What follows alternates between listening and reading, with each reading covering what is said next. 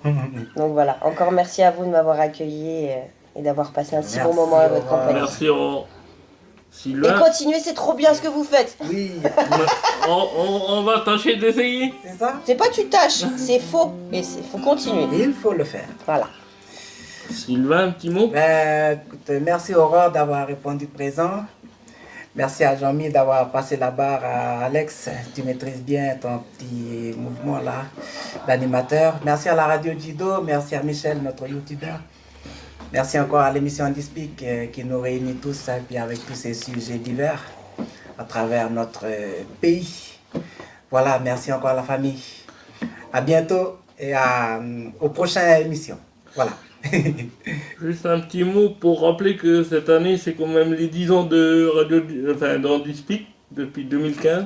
Donc un grand merci à eux de nous avoir ouvert la case, entre guillemets. Et puis voilà, moi c'était un grand plaisir d'animer cette émission. J'ai pris beaucoup de plaisir, beaucoup de confiance et voilà, moi je referai avec plaisir. Si vous me faites confiance, je referai avec plaisir. Merci Michel d'avoir filmé. Vous Oui. voyez, toujours avec plaisir. Ne pas oublier Et oui, celui qui filme, qui est derrière, qui est caché derrière la caméra quand même. On ne le voit pas, mais il est bien avec nous. À rappeler que c'est un youtubeur malvoyant. Abonnez-vous, c'est gratuit et c'est avec plaisir qu'il aura des nouveaux abonnés. Et qui fait un travail De magnifique. folie. De folie. c'est clair. Avec Merci. la cour est pleine. Merci. Yo. Merci beaucoup. Merci beaucoup, Radio Yeti. Dilo.